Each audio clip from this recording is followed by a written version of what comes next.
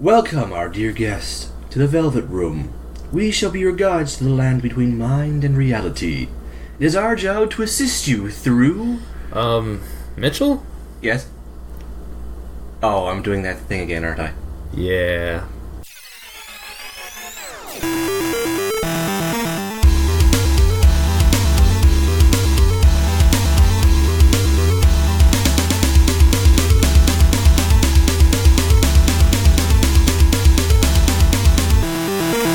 Hey, welcome back to the Final Form. Hey! Where apparently I don't have the power to step between dreams and reality. Yeah, as much as you wish. Would I be less or more creepy than Igor? On par. I'll take it. I'm your host, Mitchell. And I am Ryan Taylor, and we are back. Final Form.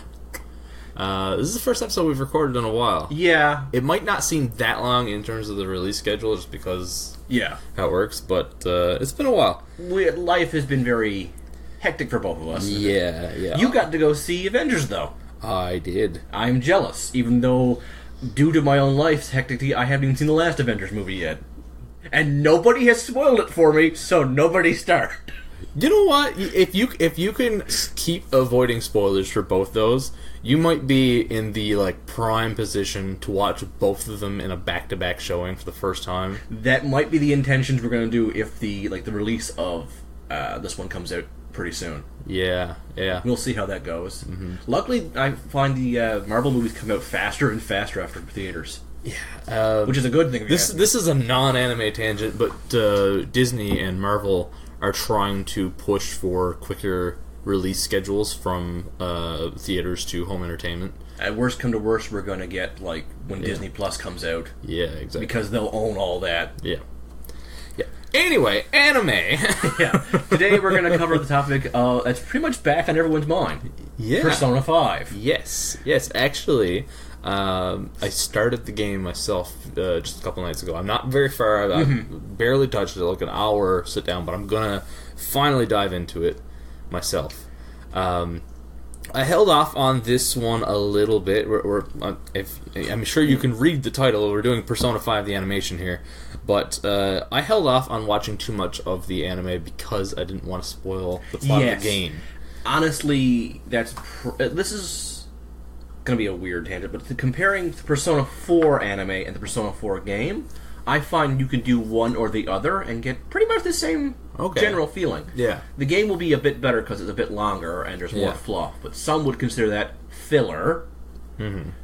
But on my honest opinion, if you cannot play Persona 5, I would actually recommend you still try and play Persona 5 or watch a Let's Play over the anime. Yeah. The anime is good, but there's just so much cut out of this. Yeah.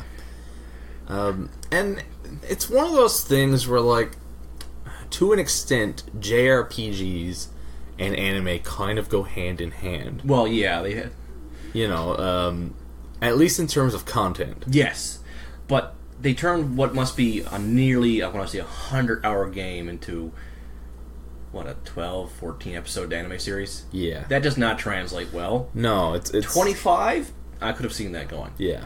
Essentially what the anime does is it covers every major beat, and then uses a lot of montages to fill in everything, but... Gotcha. So it feels like certain things are underexplained, but the characters act like they know everything about this. It's supplementary if you've played the game, I find. It's not a great one or the other. In Persona 4 animation, I haven't watched Persona 4 Golden animation. Yeah. We'll get to that later, but I find it does a better job in some places and an okay job in other places. So overall, I don't feel the need to go back and play Persona 4. Yeah.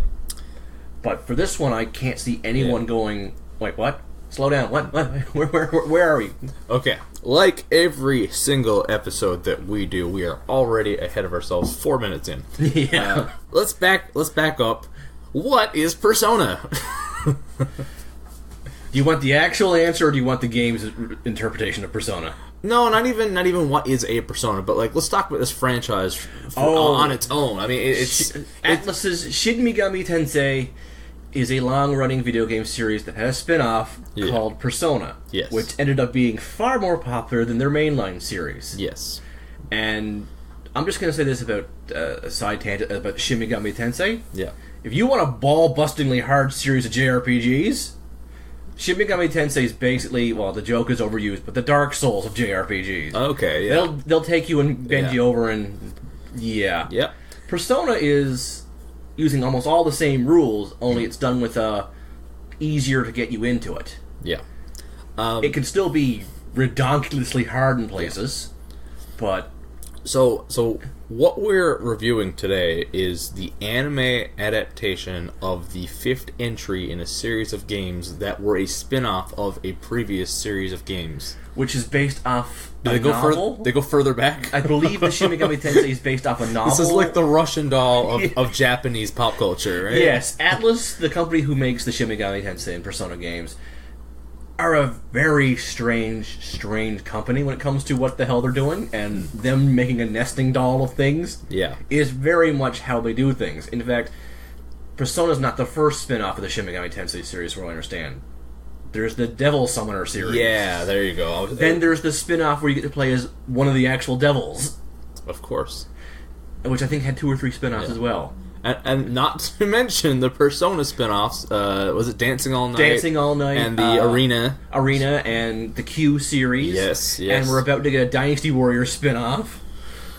So... It's huge. Yeah. Yeah, it's a big... Well, I mean, I don't know in terms of money, in terms of... Well, not too long ago, Atlus was in financial troubles. Yeah. And they were rescued by Sega. Of course. So, Atlus is now a subsidiary of Sega. Yeah. And since then, Sega has been pushing them. Yeah. They've been marketing them... Like, Atlus has never been very good at marketing themselves, from what I understand. No. Sega, though, Sega has always been extremely good at marketing. Yeah. Delivering on what they promise, that's another thing Sega has to still work on. But... Sega's been very lately risk-taking in all the right ways. So Atlus was a big risk they took, and I think it's been pulling great for them. I haven't heard anyone complain, "Oh, Atlus has changed so much since..." No, Sega's basically like, "Yeah, you guys keep doing what you're doing. We're just going to be over here marketing you." Basically, they become the dad in the background cheering you on. And if you fail a little bit, they'll bail you out. Yeah. So, in terms of Persona... when did you hop on? How long have you been... Persona 3. 3. That's PS2, right? PS2, yeah. A friend of mine had it. Yeah. Big surprise. It's a friend of the podcast, Chris, who's... I like to call the JRPG king. Because he has every JRPG, and ones I've never heard of. And I saw him playing Persona 3, and like, wow, this is really different. And he lent me the copy. I got about, I want to say, halfway through the game before I'm like... I am exhausted with this game. How far am I? He told me like half, maybe a third at least. I'm like, here's your disc back. They're long. Yeah. And Persona 3 I have a lot of problems with. It's a beloved game, but it's really the first one of this kind. Like the first Persona 1 and 2 and 2.5, because 2 had a duology, so you can say there's 6 Persona games. Anyway, they're much closer to the Shin Megami Tensei line. Persona 3 was the first time they made a more lighthearted game, I want to say. But it's still dark as all heck, but it feels much more enticing, I think. And it had problems. Yeah. Come Persona 4, which I never got a chance to play, because by that time, me and Chris were no longer living in the same place, and I couldn't, go to borrow his copy of Persona 4. And nowhere had Persona 4 for PS2 sold. That game was almost impossible for me to find. And I never bothered to get a Vita, because the only thing I'd play on the Vita would be Persona 4 Gold, and that's not enough to buy a console. Guilty. I was also strapped for cash at the same time. Yeah. So I never played Persona 4, but I watched a lot of Let's Plays, I watched the anime. I didn't watch the second version of the anime because it wasn't dubbed. Yeah. And much like the Persona 5's anime, I can't stand a handful of the main characters' Japanese actors. Oh, okay. So it's really hard for me to watch it. Yeah. Mostly because I found the English actors to be so much more embodying these characters. Yeah. But when Persona 5 was announced, I'm like, well, I'm already getting a PS4. No excuse not to. Yep. And as soon as I picked up Persona 5, I was pretty much hooked. I've beaten it twice now. I've done almost every side quest I can. I haven't, done the whole Persona decks, as some people like to jokingly call it. There are easy Pokemon comparisons to be Someone made a rap song about all the Persona, and I sent that to you. Yeah. So yeah, honestly, I think Persona 5 may be one of this generation's best games, hands down. Yeah, I could see that.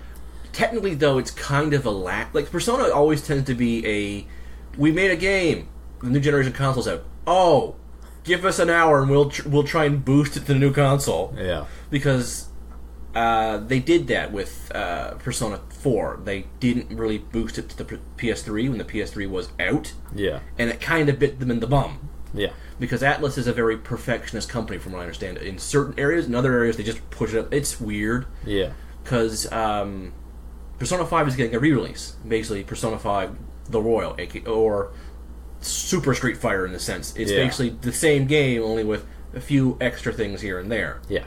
This game could honestly wait another hour or two in the oven and be on be one of the first PS5 releases. Nope, it's a PS4 release. Yeah. But it's in a better window, I think. When it comes out, it won't be like the PS5 is out. It'll be the PS5 is almost out. So yeah, it's not as bad as releasing it for a previous generation. But because of that, it's going to. It already looks amazing from what I've seen. Plus, they finally gave Joker his grappling hook. Of course. Which they gave to him in Smash Brothers first. Nice. So obviously there's timing involved in us doing this episode with Joker being the new Smash Bros. Character. And the Atlas release of the Royal, the Dynasty Warriors game, and just generally Persona's back on people's minds. Didn't they just release a bunch of the dancing games? Yeah. Like a pile of them? Like in January, I want to say. Yeah. I got 3, 4, and 5. Yeah. I ordered 3 and 5 together, and they give you 4 for free for the PS4. I'm okay. like, okay, well, this is good. Yeah. And I bought them mostly because, have you heard much of Persona 5 soundtrack? Oh yeah. Okay. So let me just touch on my experience with Persona before we still haven't actually explained what Persona is. We'll get to that. We'll get to that. Okay. Yeah. So I was living in St. John's, and we got this new roommate, big anime fan, and kind of like what sparked a little bit of interest in anime. So my first experience with Persona was technically seeing this Teddy stuffed Teddy, just kind of sitting around the house all the time, and I was like, "What? It's kind of cool. He's kind of cute looking, right?" Until he talks. Yeah, and then, obviously she was a big Persona fan, and she got the Persona 4 Arena for PS3. So we played a bit of that, and I was like, "This is pretty interesting." And, I'm intrigued. Yeah. Right. And then Charlotte got a Vita for Christmas with Persona 4 Golden. So I heard her play through, I want to say, about 100 hours of this game, and without ever having seen any of the images on the screen whatsoever, had no idea what the game looked like. Yeah. It was one of my favorite gaming soundtracks of all time. Yes. I know the music. I did not know what it looked like or what it was about. I just, hearing this music all the time. And so I tried Persona 4 on the Vita, I don't know, a couple years back. Yeah. And it's not even that I wasn't interested, I just wasn't gaming a lot at the time. I played 10, 15 hours of it. I played a bit. It's not far. You wet your feet. Yeah, exactly. But, I've always wanted to dive in. Yeah.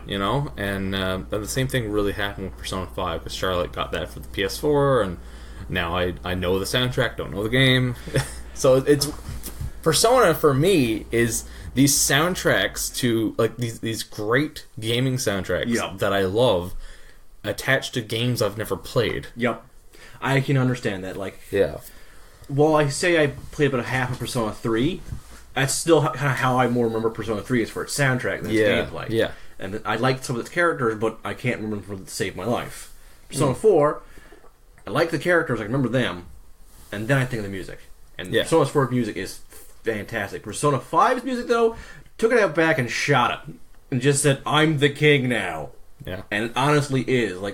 Persona 5 seems to be tailored to just my taste. Like the color scheme, the music, the character designs. It's all basically someone walked inside my head and goes, "Hey, what looks cool in here? Well, this. Ooh, that sounds nice. Some jazz here.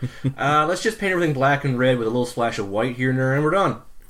Okay. And I mean, Persona 5's design is so amazing. Like the UI design is so amazing. That is pretty much why Joker is in Smash. Yeah. Sakurai has stated several times that he thinks Persona 5 is the most beautiful game ever done. That's why the Joker in Smash is a love letter to Atlas, because he's just like, this is the greatest game ever. Don't you mean that you never made? No, I don't put my games that high up. Okay. There's a video of Sakurai in Atlas just hugging the Morgana costume. Just like, he is so happy. But considering what that guy puts him through to make his games, just to see him happy is nice. Yeah. Like, he sleep deprives himself, he breaks his wrist, he gives himself a heart murmur or something like that. Like, dude, chill. But we should actually get into what Persona is. Yes. Which or I guess the basic setup or the premise. The premise is, for the last 3 Persona series, a near mute character, because he's a stand-in. Yeah. But since 4 and 5, they've been giving more characteristics to this guy. So he feels like a character and not just a stand-in. That's my major problem with 3. There, my review of 3 is done. Okay. Is woken up in a strange room, the Velvet Room, run by a guy named Igor, who has a giant creepy nose and always smiles and never opens his mouth when he talks. Which has to be influenced by Twin Peaks. Like, yeah, there is definitely Twin Peaks in here. A side thing is every character in the Velvet Room besides Igor is named after a character from the Frankenstein novel. Because Igor actually wasn't in Frankenstein. Yeah. Everyone forgets that. Yeah. But all of his assistants are named after important characters in the book. Okay. And I'm like, why did you do that?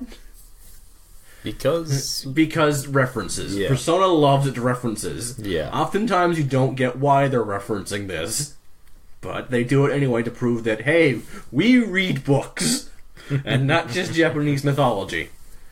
Anyway, these people are awakened to their true self, their persona, which, look up Jungian psychology to understand what a persona is, because they're taking this extremely literally. Yeah. And with these awakened powers, they travel through either parallel dimensions or their own dimension at weird, impossible times, such as 13 o'clock. That was the plot of 3. There was a 13th hour, which lasted for as long as you want it to last. Okay. So it wasn't really an hour, but it was. They called it the dark hour. Yeah. Because the clock hit 13, and then reality went upside down. Are you sure they just didn't understand military time, or? No, it was like midnight. Like they hit mid. Yeah, I know, but. Yeah. No, I hear you. Yeah, and in Persona 4, people fell inside their TVs. Yes, which I thought the setup to Persona 4 was fucking awesome. Yeah, so did I. Yeah. But then Persona 5, they get an app on their phone, which is basically a navigator, which takes them inside a person's mind, which has been turned into a palace. And I found that to be, Persona 4 is a pretty clever idea. Persona 5, can you please stop beating Persona 4 with better ideas? You don't need to pick on your older brother. Yeah. But, yeah, and the plot of Persona 5 is the characters go inside these palaces and take something from inside the palace that has made the person go power mad. Okay. Which snaps them back to reality, and then they realize, oh, I'm a monster. Yeah. And they deal with people such as a abusive, perverted gym teacher, a corrupt painter, a mafia guy. I'm trying to be very vague about these because you haven't seen all of them yet. Yeah. And honestly, this game, I don't want to spoil it. Okay. Yeah. And the anime, well, like I've already given my piece. Yeah. If the anime is your only option, I still recommend a Let's Play over it. Yeah. But that's not to say the anime is poorly done. It's just not enough time is given. Yeah, it needs to be longer. Which is why I'm hoping they do the same thing they did with Persona 4's anime. They did an anime, then Golden came out, Then they did an anime based off Golden, Yeah. which doesn't cover the same grounds as the first animation. You end up kind of having to watch like episode 1 of normal and maybe watch episode 1 of Golden. Okay. Sometimes they cover the exact same territory, so it feels like a redundant episode. Yeah. With just, hey, that character's been added. Okay. Yeah. That's pretty much the difference. But they do eventually cover different topics. Yeah. But for Golden, never got a dub, so I'm like, yeah, no thanks. And Persona 5 animation never got a dub, and it's my first time hearing Ryuji, aka Skull's Japanese voice actor, and he essentially made me want to stick cotton swabs in my ear because he hurt my head. He just sounded so wrong, so high, and just so annoying, whereas the English dub for Skull sounded like a teenager. They're both teenage voices, but Yeah. English Ryuji sounded like a punk teenager. Okay. Yeah. He wanted to start fights, and he sounded like he's trying to be tough, and he came across as his voice does sound like a tough guy's voice. The Japanese one came across as, I'm the wacky sidekick who wants to be tough. It's basically like a Bozo the Clown was trying to intimidate you. You just look at him going, no. Yeah.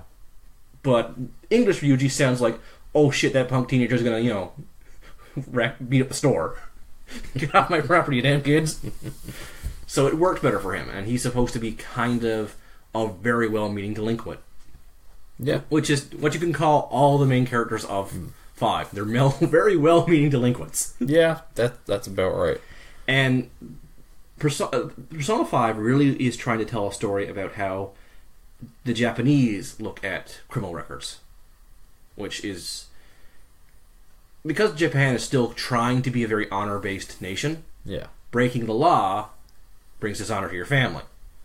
So the story starts off with the main character, his official name is Ren, but in the game you can name whatever the hell you want. Yes. He got into a fist fight with somebody because he was assaulting a woman. But the woman decided to side with her assaulter because he had political weight and said that he just started the fight for no reason. So he gets a juvenile record, and his parents, until he gets off probation, do not want to be around him because it makes them look bad. So he's sent off to Tokyo to a friend of a friend's favorite coffee owner. Wow. Yeah. Who puts him up in his attic. Not the attic of his house, the attic of his coffee shop. Yeah. And That's what I would do with my kid. and nobody gives this kid any respect except for fellow delinquents. Yeah. Because they realize, oh, he's a nice guy. Like, officially, Ren was a very hardworking student. He had his nose to the ground, and he comes across as very mild-mannered. Yeah. To the point where they gave him Clark Kent glasses. Yeah. And he doesn't need those glasses. He just wears them to appear more meek. And it works. Like, when he's not in his persona mode, he stands pretty slouched over. He's trying to make himself appear smaller and meeker. Yeah. And it works. Like, you get across the guy who is naturally a nice kid and has also been kicked around by the system, so he feels a little bit defeated. Yeah. But when he gets to don his mask as Joker, he changes. He gets to be loud. He gets to be this flamboyant kind of gentleman thief. Yeah. And he does. You get to see this in the very first scene where he's as Joker leaps through a window, and rather than dive properly, he twirls in the air because he can. He's having the time of his life as Joker, but he's also doing the right thing, so it's all win-win for him. Yeah. And really, the character animation alone tells you way more about the character than what you can come up with on top of your head. You end up, most people I know don't insert themselves into Joker. He is his own character. Yeah. He's supposed to be a stand-in, Yeah. but his animations tell you a story. Yeah. Unlike Persona 3's main character, who just always stands the exact same way no matter what he's doing. He just comes across as emo McDoorface. Yeah. Persona 4's main character, you Narakami, is halfway in between. Yeah. He has his own character, but it's hard to tell. But the animation went hardcore onto giving him a characterization. Yeah. He comes across as just a quiet guy with a lot going on in his head. Yeah. And I felt that was a really good way of doing a standing character. Joker is a bit too far. Like, he is his own character. They shoehorned in. Oh, you're Joker. Mm-hmm. No, I'm not. I clearly am not Joker. I can relate to the character extremely well, because we've all been kicked around by something bigger than us. Yeah. It's just, I don't think most have been kicked around by the penal system. No. If you have, well... Yeah. Yeah. So, yeah. This is a very odd story to try and explain. Because you end up having to explain one thing. There's a lot to it. With leaving and that's just the premise. Yeah, it's just the premise. That's just the setup. It's, you know, what would you say, an approximate... Like, you could spend 100 hours playing this game, for sure. Yeah. You can speed through things. Like, one of the main things about the Persona series is talking to people outside the dungeons. Yeah. Befriending them. And these ones represent, well, we haven't even mentioned this, the tarot cards are an incredible part, integral part to this series. Yeah. And every character you meet represents one of the tarot cards. Joker represents the Fool, which is the starting card, number 0. It's the beginning of a journey. Yeah. You'll meet people who represent the Magician, the Queen, the Priestess, the Priest. The Hierophant, I think, is the Priest. I don't know, I can't remember off the top of my head. But each of these characters represent this, and the monsters you fight also represent an arcana. Yeah. In the previous games, you just basically fused cards to make monsters. In this one, they went back to their Shin Megami Tensei roots, where you get to beat up the monsters and hold them up at gunpoint and have a conversation with them. The right answers mean you get to capture them a la Pokemon to have a new persona. Every character besides Joker has one persona at a time. Mm-hmm. Joker has, I think he starts with 5 or 10 slots, and he can switch between them on the fly. Okay. That's what makes him special. That's what makes him a trickster, which they keep referring to him as. Yeah. Which is also why he's a fool, because the fool can be read as the trickster as well. Yeah. And that's his ability, is to customize himself with whatever persona he has, because some have elemental advantages, some have combat advantages. There's one persona at, like, dungeon 4 or 5 I got, and I never put it away because it had such good defensive abilities. Here is a level 40 persona, and I'm fighting like level 70 bosses, and I'm still switching to it for, oh crap, that's gonna hurt, defense mode. And a lot of people I know said, why did you keep that one? I'm like, it was a safety blanket. So, is there anything else to say specifically about the animation as opposed to the game? There are a lot of scenes where I think they put a lot of attention and detail to. Yeah. Recapturing the game moments. I like from the bit that I watched a couple episodes. The animation does look good. Yeah. I gotta say, it's a good looking show. However, when there were animation, like when the Persona 5 used actual animation in the game, I honestly felt it was slightly better because they used better angles. I also thought that because even like I've only played the first hour or so of the game, but just even that opening scene with when you're introduced to Joker, it kind of looked better in the game because they picked better angles. Yeah, it's nothing to do with the animation quality. It's almost the same animation quality. It's just the angles are much more dynamic in the game. Yeah. Which honestly makes me feel that whoever is the director of this anime was trying to copy the game, but he didn't want... He basically did the whole joke of, here, take my homework, but don't make it look too obvious. So he went too far. Yeah. Because a lot of fans would have been totally fine with if you one-for-one copied, or even just took from the game for that one scene. Your animators would have appreciated it. Their wrist would have stopped hurting. Yeah. And this would have a very strange release order. Like, it wasn't like every week you get a new episode. It was like every few months you get a new episode. That's weird. Yeah. Especially the last 2 episodes, which were extra long.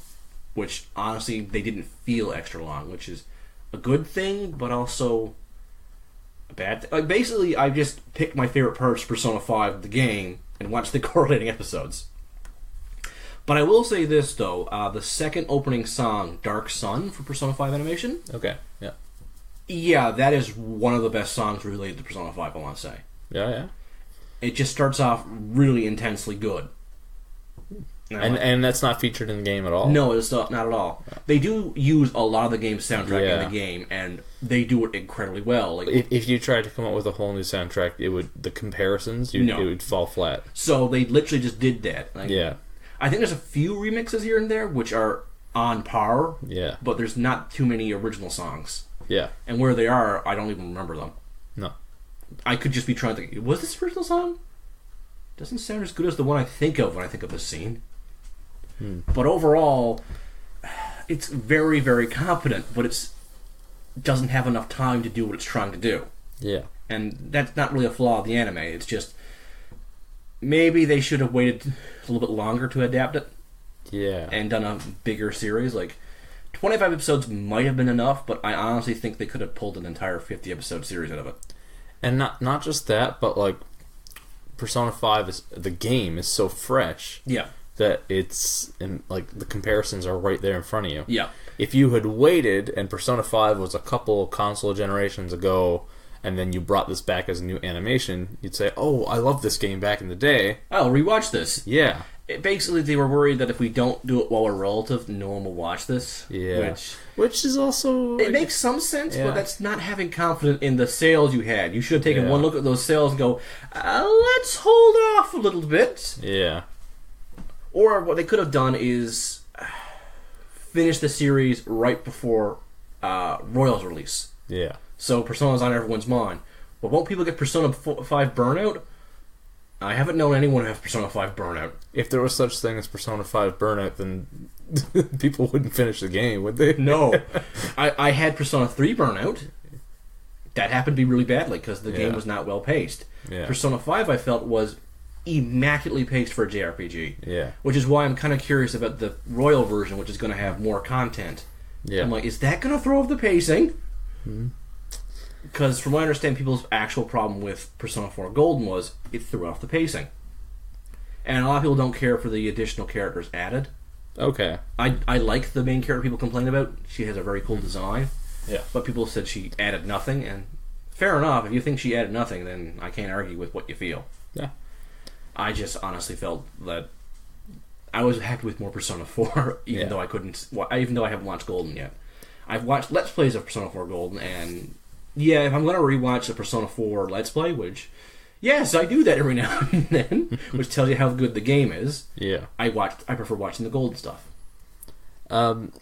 So you earlier today sent me a Persona 5 quiz. Yes. I still don't know exactly what this means, but I answered the questions. What did you come up with? Was your Arcana? Okay, so that let's set this up a little bit. What is exactly is this quiz supposed to be? It's basically one of my friends sent me this a while back, and I remembered it this morning. And basically, what it was is if you were a Persona character NPC, what Arcana would represent you. Okay. What card or personas would you give the main character, or if you were in the party, what would be the Arcana you'd use? Okay.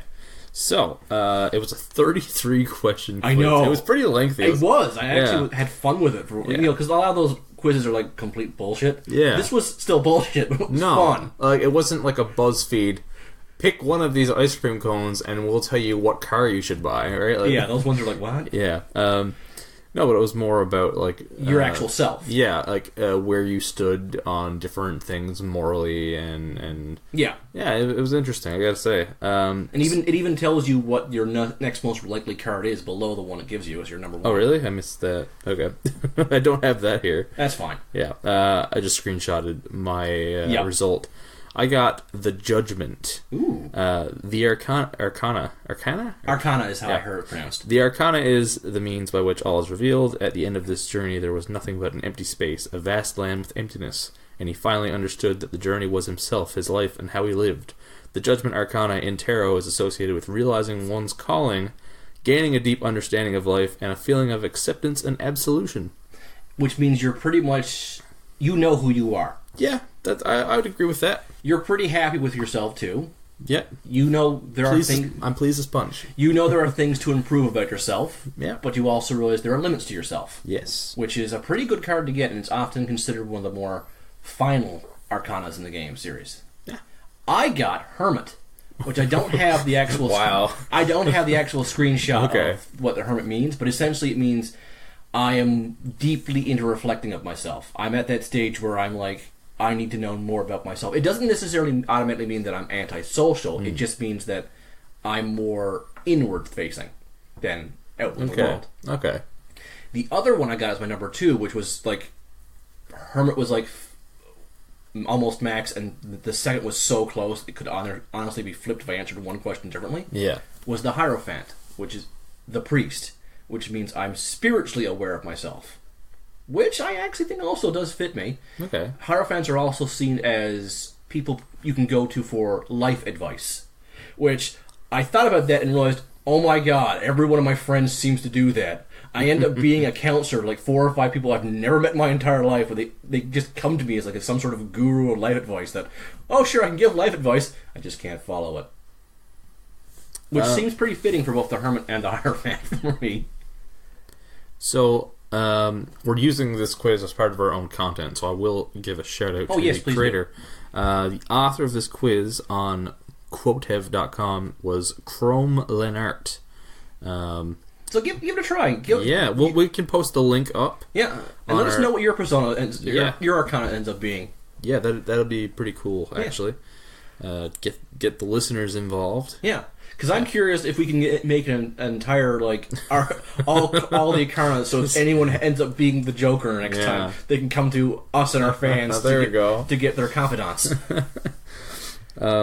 But that's one of the things as well Persona 5 did with the confidants or friends, is they actually give you a lot more bonuses. Yeah. Like if you become friends with the doctor, who is the death arcana, you get like cheaper medicine from her. Okay. She gives you discounts.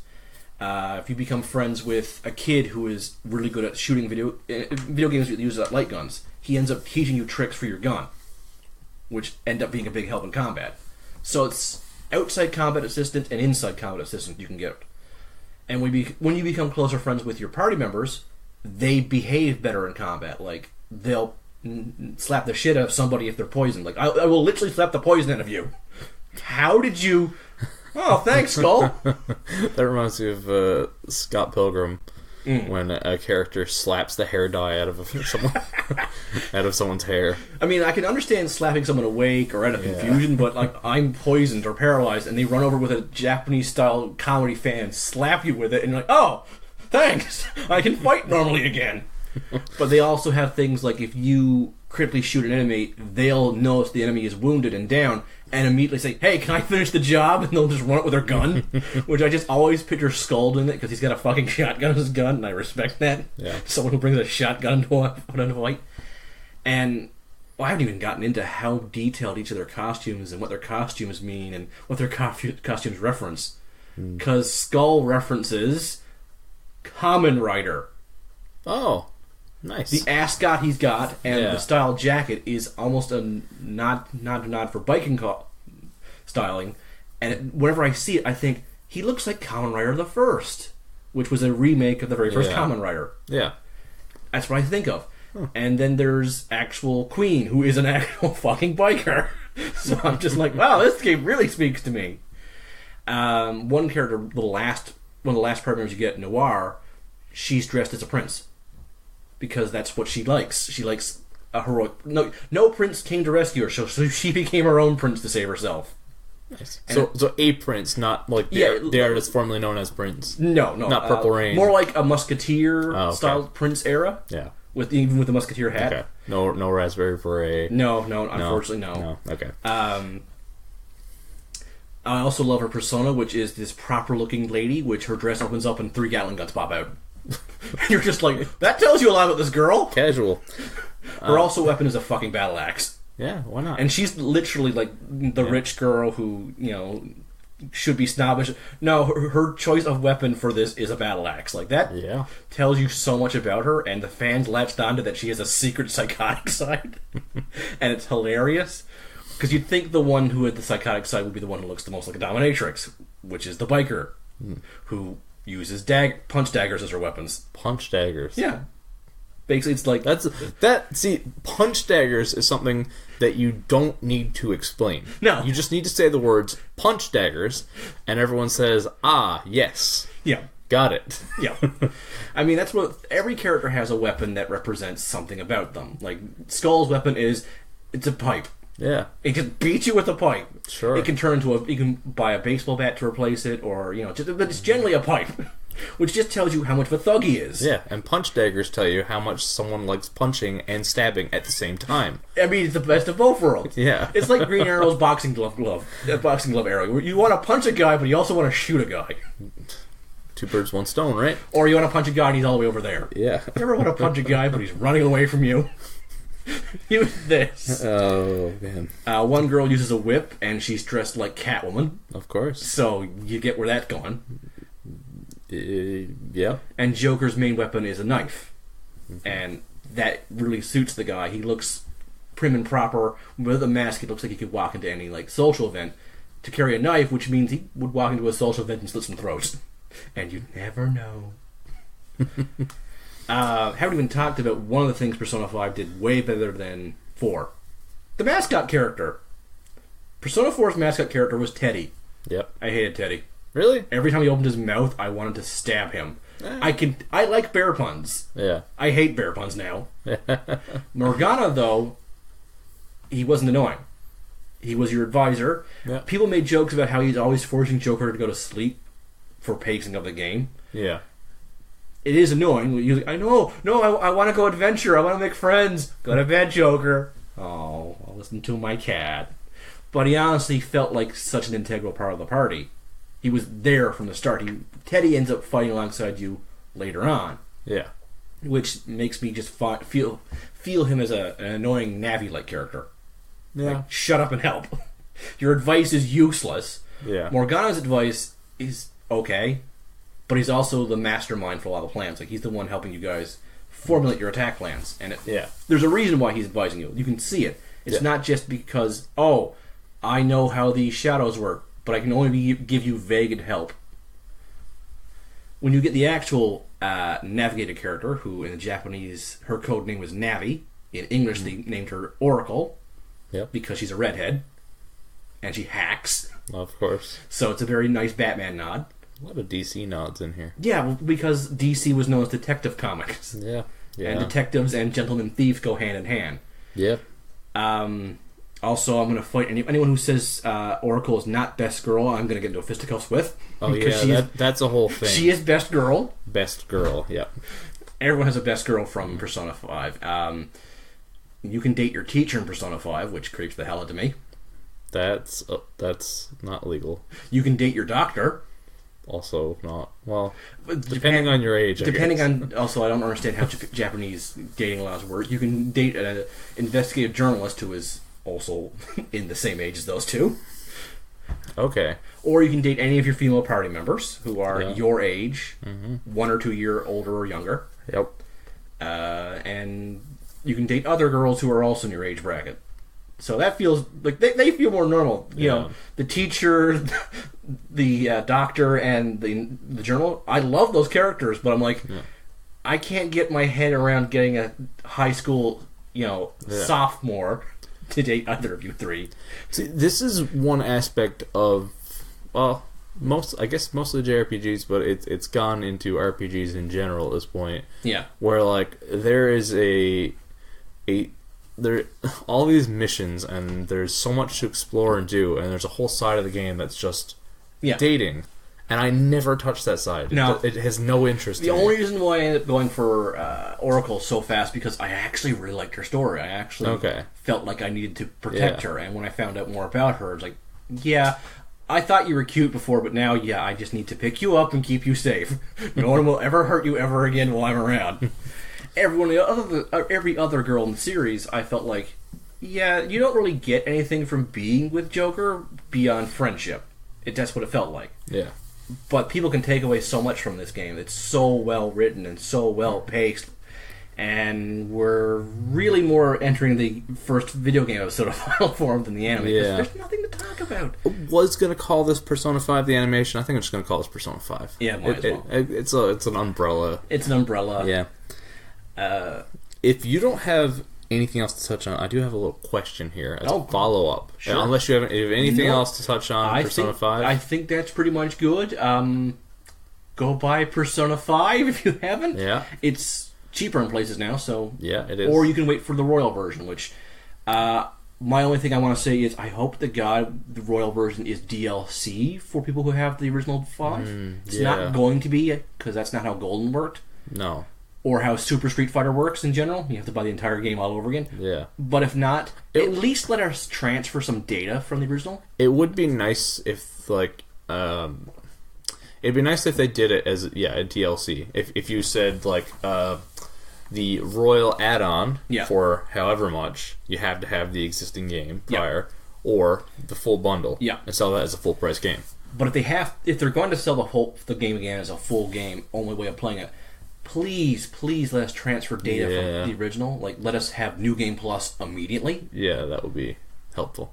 Because then it doesn't feel like we wasted $60 to $90. Yeah. So, my question that I thought would follow up this one nicely, we're talking about, well, we talked... a lot of things. Yeah, quite a bit about a JRPG and then the animation made from it. Any candidates in terms of a JRPG you would like kind of summarize... Not expanded on in an anime, but summarized in an anime, like adapted into an anime that summarizes the plot of that game. Well, there's a handful of ones that already happened that I keep meaning to watch. A prime example is the Tales of series. Okay, yeah. A lot of those have animes that are actually really good. Yeah. So I'm going to exclude that series. I guess I'm going to have to go with one of my...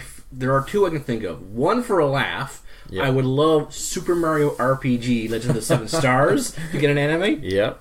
Even though that'll be a logistical nightmare because of Square and Nintendo. But it would be really fun to have that. That would be a good 12-episode anime. Yeah. It's a nice, simple one. We could just have a little more fun. But there's only one game, I think, on my list of animes, and JRPGs that could get a anime without, like, compacting too much. Yeah.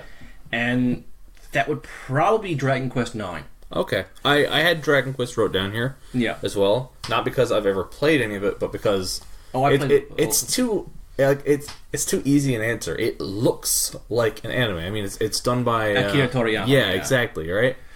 There's a few ones I would like to have, like, expanded. Like, if you said, okay, if we're going for the Persona style of only, like, 12 to 15 episodes... Yeah. One of the Dragon Quest games would probably be the best. Yeah.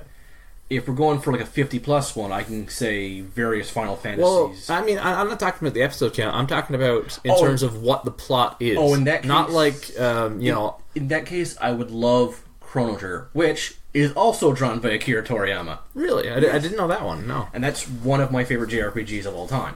Yeah, that's a big one. Yeah.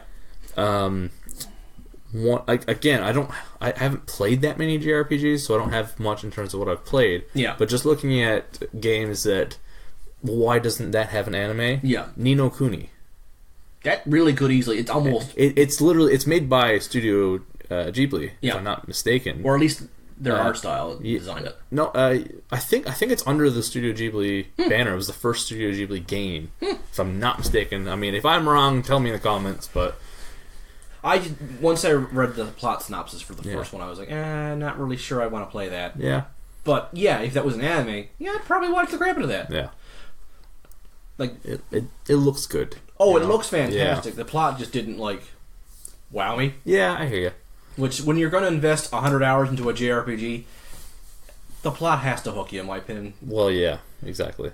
And even if the plot hooks you, there's a chance you'll get burnout from it. Yeah. And that's kind of why I would like that one as an anime, so I can just watch it instead of trying to dive into that. Yeah. Because, I mean, you could watch a Let's Play, but it's not the same thing in certain situations, and some people think, oh, you're ripping off the hardworking game developers by just watching the game. That's kind of right and wrong. Yeah. But there's been many times where I've watched a Let's Play, and halfway through I'm like, I gotta buy this game. Yeah, I really gotta buy this game. But yeah, I'll buy the game and still finish a Let's Play. And just... Yeah. I find Let's Plays are probably more effective at selling me crap these days than any commercial will ever be. Yeah, I get that. And it's kind of the go-to at this point, because there's not really an option for video game rentals. No. Most games don't get demos or trials these days. Which, there's a reason behind that, which is understandable. Yeah, of course. Because you got to take people away from the team to make the demo. Yeah. And you might end up with a Sonic the Hedgehog 06 syndrome where the demo ends up being better than the full game because that team is fresh and awake. I like the 1 hour free trial. Yes. I like that, where it's just after an hour, like whatever I can get in an hour, I get for free. After that, I either have to buy the game or stop playing. Yeah, I haven't brought this up for a while, but Final Fantasy XIV has a trial system where you get to level 30 in all your jobs. You can't go past that. Yeah, yeah. That is long enough for you to realize, do you want this MMO? Yes or no. You'll have your answer before level 30. Exactly, right? Something else we should touch on, a bit of a downer note here. Since our last episode, there's been a couple of anime-related deaths. And one major... I'd call them both major, one more relevant to stuff we've covered. I mean one major Western movie-based. Oh, yeah. Yeah, that too. Yeah, so... we'll end on that, I guess. Yeah, I think that's a good one. Okay, so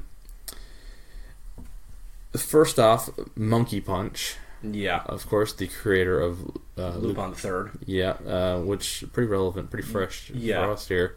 Passed away. I don't have the ages right down. Ripe old age. Yeah, he lived a good long life. Yeah. And he's going to be remembered for years. His legacy is sadly huge. It's Monkey Punch, though. Yeah, but... I think in postmortem we should actually look up his name, but I'm not going to do it now because I turned off my internet. Yeah, that's fair.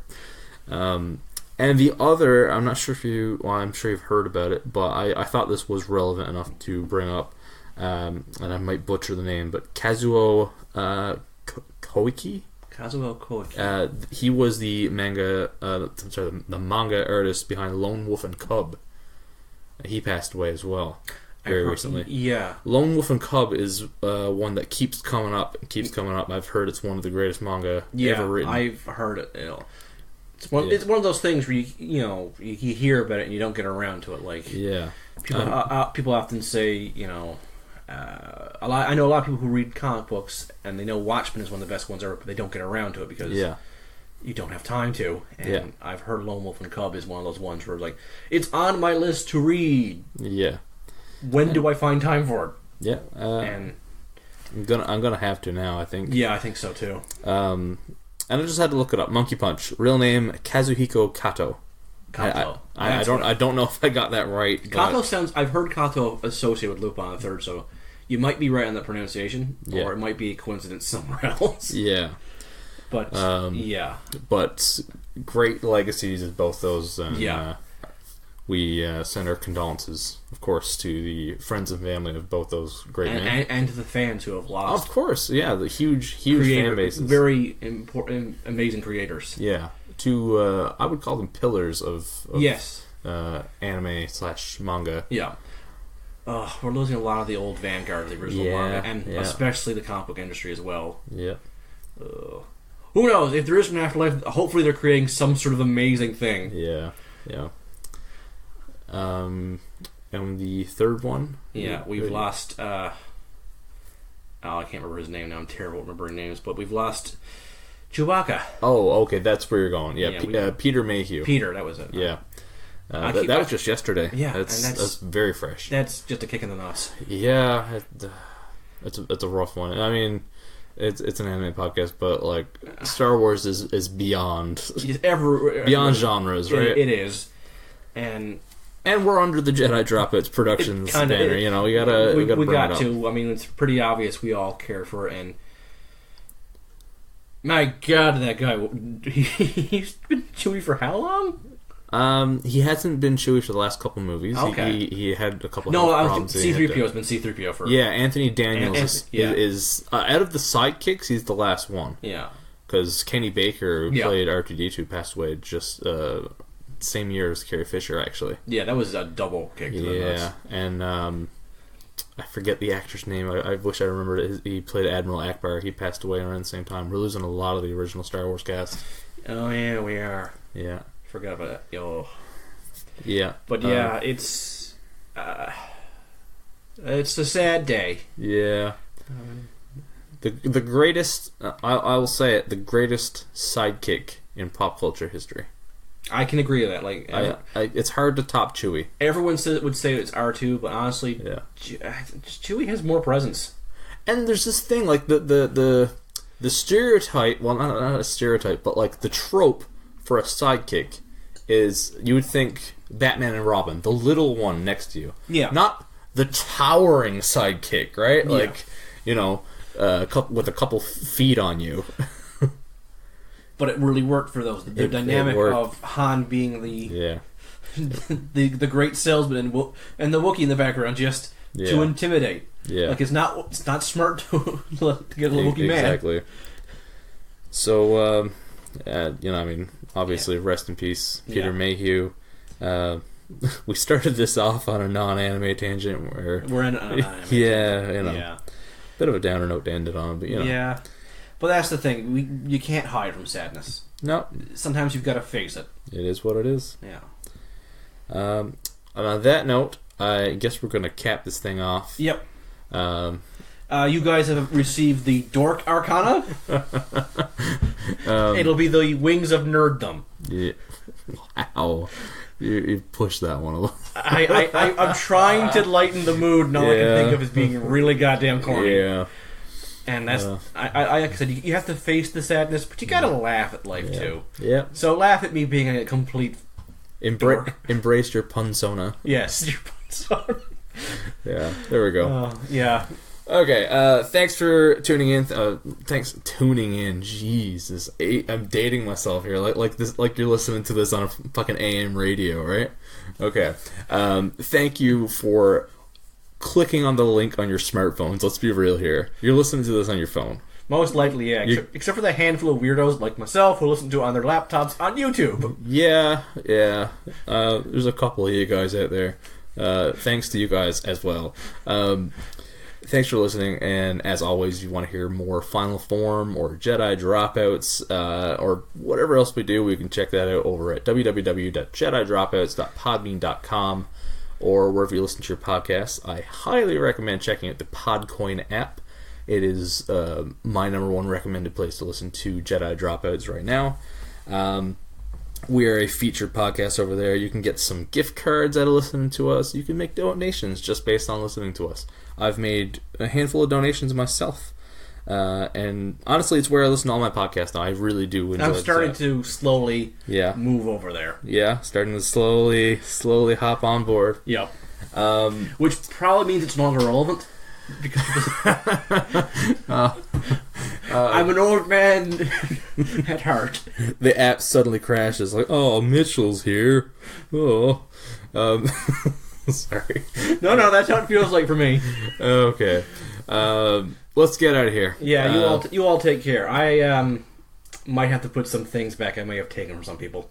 God damn it! Again, Mitchell. Well, I thought I had the Meta app. It was just Google Maps, though. Well, later.